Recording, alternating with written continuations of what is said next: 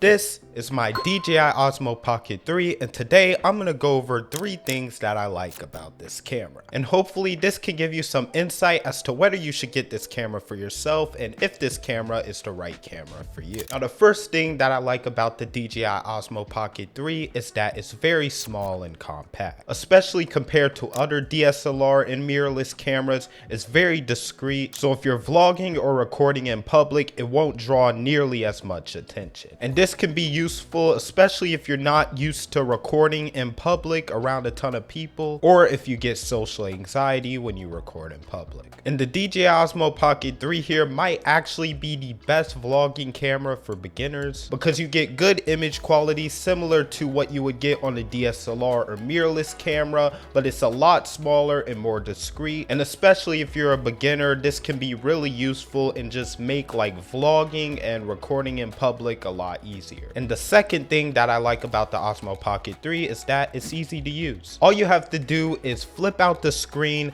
press record, and start filming. And if you really want to, you can dive deeper into the settings by manually setting your exposure and shooting in D-Log-M. But to be honest, you don't really have to. And if you really just want to get started shooting right away, you can just put it in auto mode and start recording. And now moving on to the third thing that I like about the Osmo Pocket 3, and that is the features that it has. First off, you're able to track your face with the gimbal, which is very useful, especially if you want to make sure that your face is always staying in the frame without having to look back at the camera. And this can be very useful when you're vlogging and you're walking around and moving around while recording. And it allows you to focus on what you want to say rather than looking back at the screen of the camera to make sure that your face or your body is in the frame. You also have quite a few shooting modes to choose from that are very nice for shooting or recording in different scenarios. First off, you have the follow mode, which is great for most scenarios, especially for vlogging. And then you have the tilt lock mode. Now in this mode, your gimbal will stay stationary when you tilt the camera. Next up, you have the FPV mode, and this mode unlocks the tilt, pan, and rotation of the gimbal. So if you want full freedom of motion while you're recording, this is the mode that you're going to want to use. You also have the FPV inverted mode, and in this mode, the gimbal will follow the direction that the touch screen is facing. And this mode is great for getting handheld B-roll shots, and this is actually the mode that I use for my B-roll when I'm shooting with this camera. You also have the spin shot mode, which rotates the gimbal 90 to 180 degrees while you're filming, and this can be useful as well, I guess, if you want to get a nice and creative looking shot. And finally, the last mode on this list is the gimbal lock mode, and this mode is the most restrictive because it locks the tilt, pan, and rotation of the gimbal. But I have heard that this mode could be nice for push in and push out shots, so you might want to try it out. And the last feature that I like about this camera is the ability to manually set an ISO range, and this will allow the camera to stay properly exposed in different lighting conditions. And this is especially great for things like when you're vlogging, when you're moving around from one area to the next and lighting conditions change. And this way, even when you change your lighting conditions, you can still get proper exposure. And another cool thing is that there's a joystick on the DJI Pocket 3,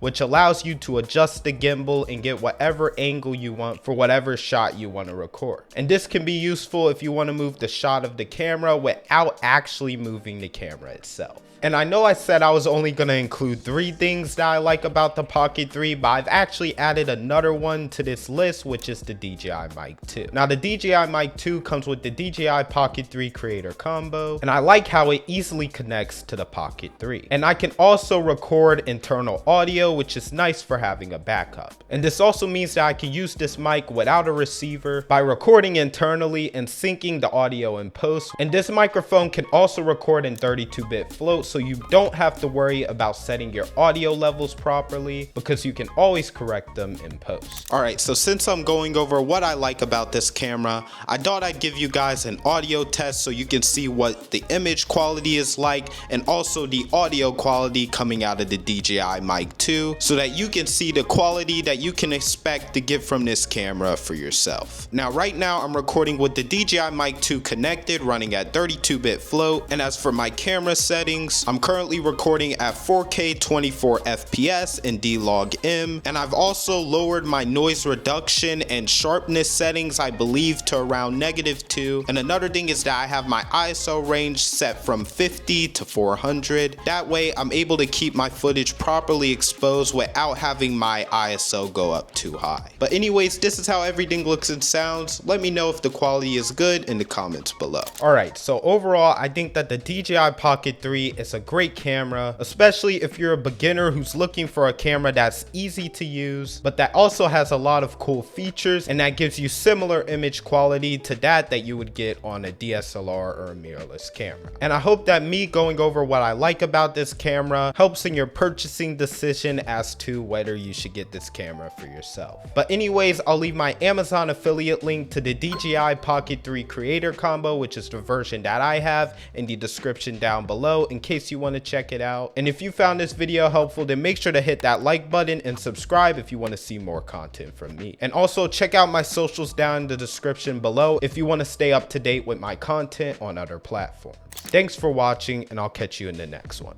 Peace.